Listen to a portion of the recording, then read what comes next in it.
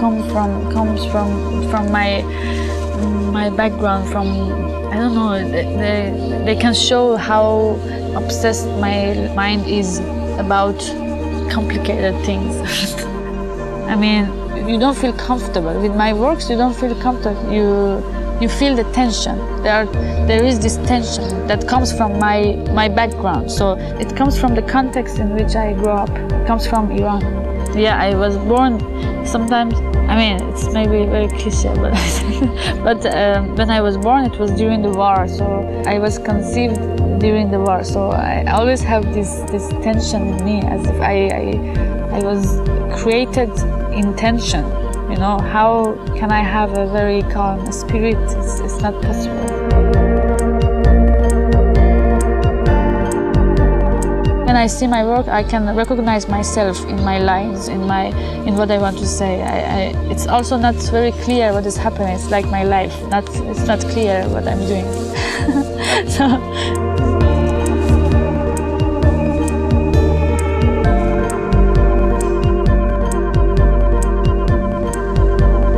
My name is Vida.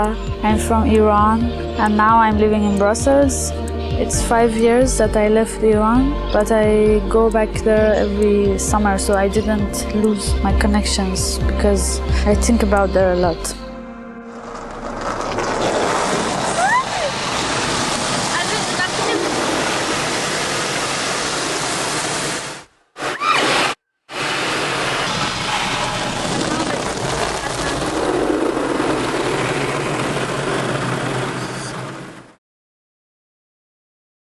من مردم وسط شهر، توی خیابون، روی آسفالت. بعضی ها میگن که من رو کشتند. من یک شهروند معمولی بودم.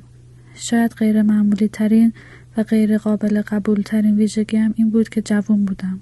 27 ساله. اون روز توی اخبار تلویزیون خبر رسید که شهر رو میخواهن سمپاشی کنن. همه اصلا میپرسیدن که این چه معنی میتونه بده. جمع‌های کوچک مردم گله به گله تو خیابون دیده میشد که با هم آروم پچ پچ میکردن. اما خب مثل همیشه هیچ کس جواب رو نمیدونست. مردم شهر من به اتفاقهای عجیب و غریب عادت کرده بودن و صبورانه منتظر می نشستند. هیچ وقت نفهمیدم که ماها و آنها کی و چرا دشمن شدیم. اما خب آنها ما را دشمن می نامیدند و دروازه های شهر رو به روی ما بسته بودند. با این حال ما همه همشهری بودیم.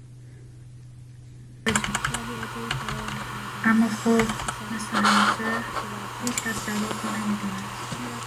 مردم شهر من به اتفاق. When I was in Iran, I was supposed to be an architect because I studied architecture like other people in my family. But my mother is an artist, so I always liked the artistic part of architecture because she had a gallery in Teheran. And besides that also, I was very much interested in history of art and stuff like this. So with architecture, I found out that especially in Iran, you cannot do whatever you want because you are more like a technician than like having a concept and trying to make a place according to your idea. It's indirectly forbidden to make or to think about spaces where people can interact with each other. I mean, if you think about for room, for example, that people can communicate, can interact, can sit down in the city, it's almost not possible. And I was very much interested in these places, these areas that people can interact. So I was disappointed at the end because my thesis was about mediatek. I was almost like, okay, it's like a dream in my mind and I can never build something like this. So let's forget about architecture and go to do some art.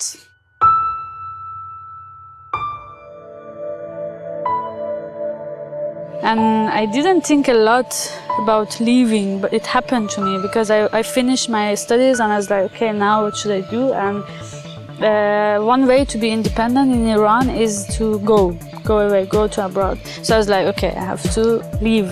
And I went to Sweden. There I started studying Master in Fine Art.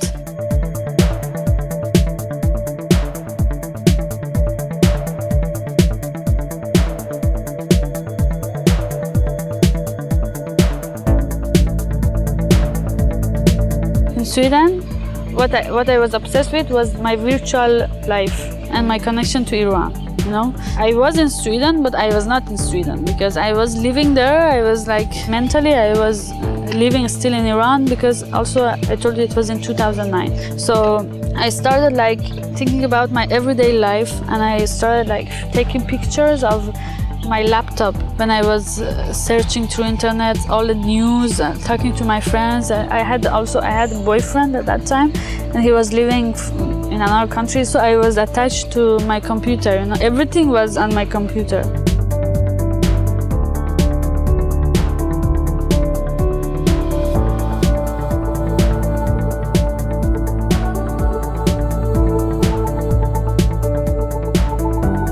Censorship is always part of my works. From the time I was in Sweden and when I was showing the virtual part of my identity, I was thinking about censorship. So I was always using these tapes to cover some part of my works.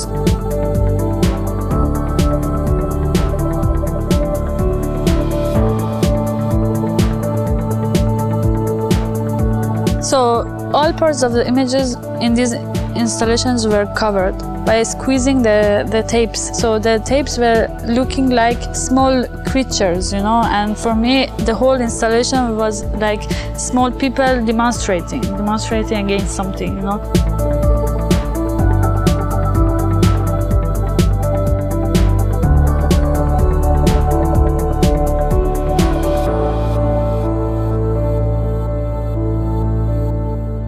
Censorship was always like part of my works indirectly through the mediums I was using. من میتونم یه لحظه ازت سوالی بپرسم؟ من دارم یه فیلم کوتاهی درست میکنم، بعد موضوعی داره، بعد مثلا بیشتر از جووناست، یه سوالی میپرسم و میخوام که مثلا بهم جواب بدم. Yeah, I think about images like my drawings, like the composition, the forms, everything. So I think about the beauty of them.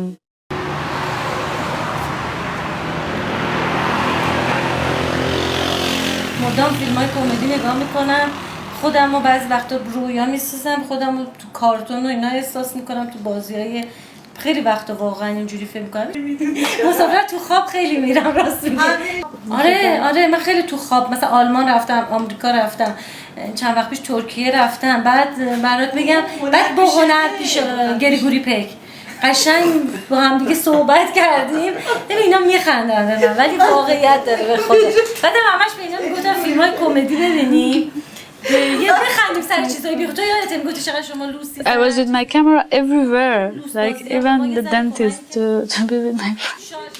بعد پاشم رفتم میدون انقلاب، خیابون انقلاب، از اونجا پیاده اومدم همه جاهایی که قبلا میرفتم، رستوران و کافه هایی که میرفتم نگاه کردم، یکیشون نشستم نهار خوردم، بعد کتاب فروشی رفتم، بعد نشستم بهشون گفتم اشکال نداره من اینجا سیگار بکشم، این کنار گفت نه ما هم اتفاقا دوست داشتیم اینجا میتونستیم سیگار بکشیم.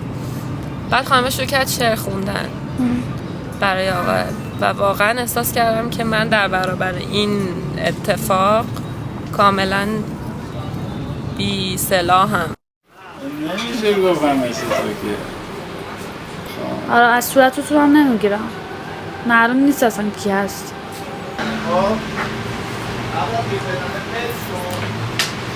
خب باش بگم همینه از من نگیری بر نمیگیرم، بهتون نشون میدم، فقط دستاتونه. Life is in Iran is like a struggle every day. You go through things deeply, and you go too deep because you have to question every day about every small things, every basic rights you are deprived of. So the possibility to become an artist is a lot.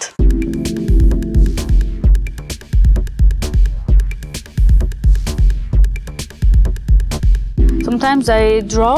I think that it's totally not political, but if somebody watch it and see it and they ask me, "Oh, what did you want to show with that?" I'm like, it's nothing. Like it's not that complicated. But of course, they see something in it, you know. Even me naked in my drawings is political because I'm Iranian.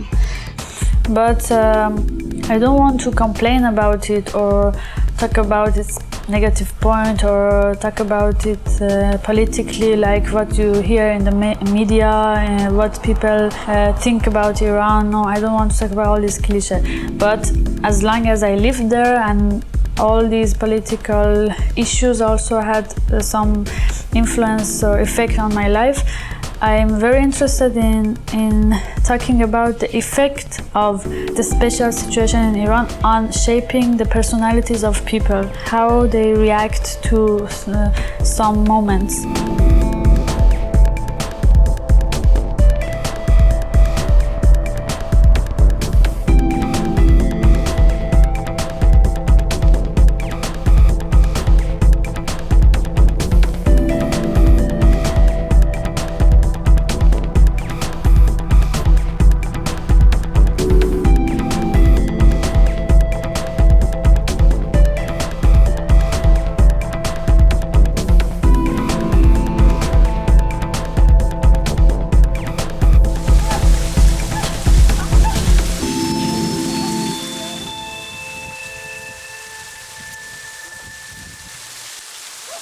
به سختی پاهایم را با خودم می کشیدم. آنها کی هستند؟ همیشه اینا که مشکی می پوشند. چه کسی می خواهد مرا مسموم کند؟ چرا؟ باید یادم بیاد. من حق دارم بدانم چه کسی مسئول مرگ من است. هر چقدر بی اهمیت، هر چقدر بی ارزش. So actually in Iran, I was with my camera and I was filming.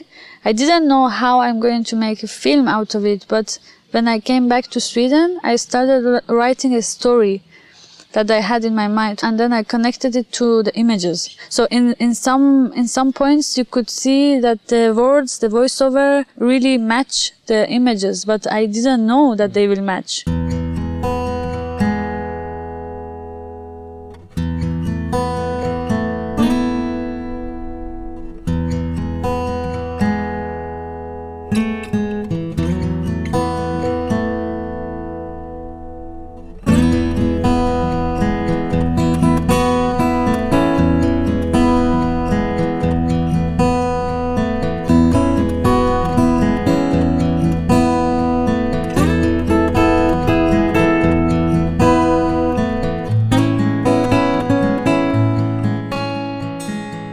As I told you, because I'm non-European, I cannot really decide easily where to go in the world, you know. I have to have a proof of, okay, I'm here to study, I'm here to work.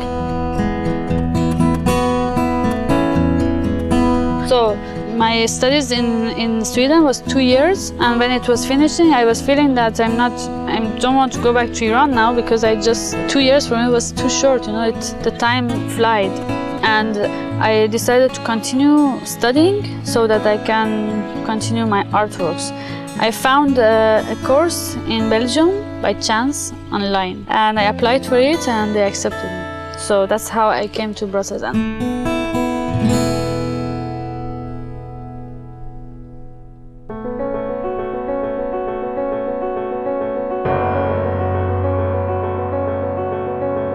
I really like here because it's a very multicultural city, and I don't feel like that I'm a stranger. Everybody is a stranger like me. If you see somebody from Belgium, you are surprised. Everybody is a bit lost, so you don't feel that you are a loser.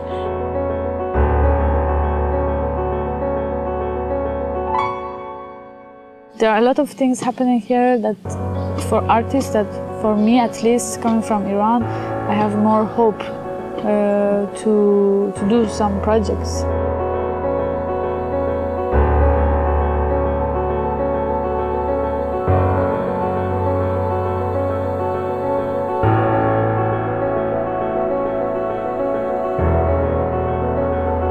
It's active.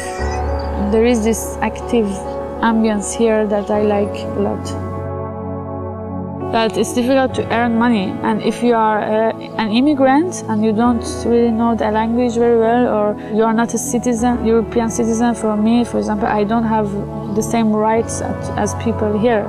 So I have to earn my money myself. The government is not supporting me because I'm not citizen, you know. I'm temporary, always temporary, everywhere. But at the same time, I don't know, I feel good.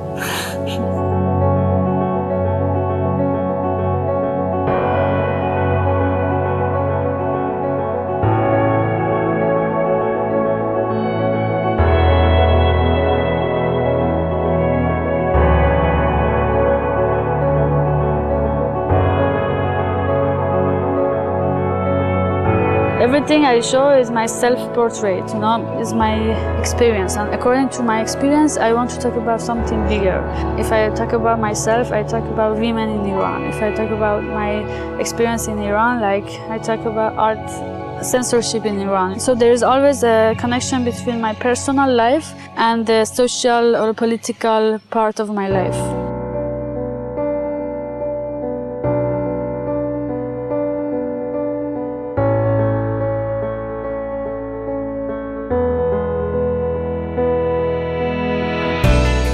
For a while I was drawing my dreams because I dream a lot, and in my dreams I'm totally free, you know. Dreams are the field that you are the most free person ever. You can even fly, you know, so gravity also doesn't exist there, so it's the best place ever. But I don't like symbols in a traditional way, but I like to have my own symbols. For example, in my drawings you can see cockroaches a lot, and cockroaches for me is the symbol of fear because I'm scared of cockroaches.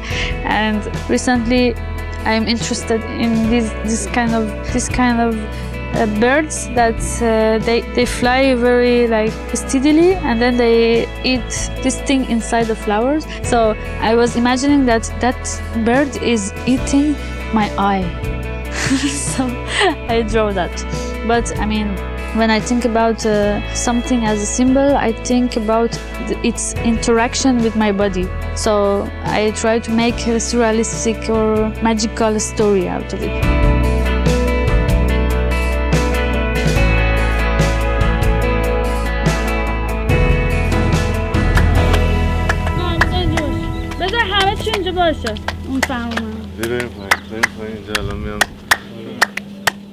Being Iranian and being a woman equals that you are making something cliché, because you are a cliché. So it's very difficult to go beyond it. So I'm used to have some attention because of my special situation, you know. But I mean, I don't like it. Sometimes it's too much. Sometimes I want to break it. So that's what I try to do also in my artworks.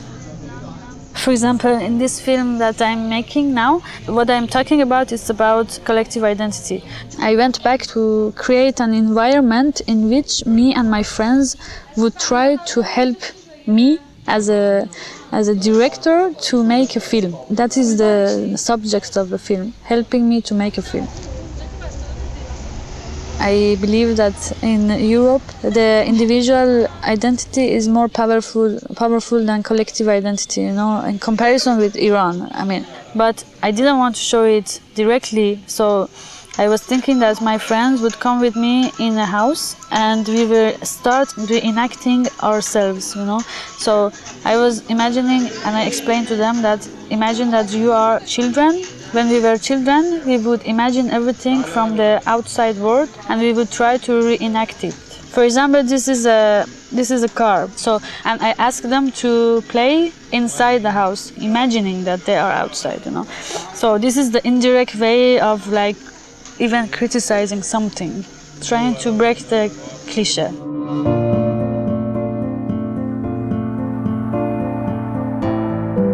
I think that what could keep me creative is that I have freedom of movement in the world, because without moving, I think that my mind will be blocked.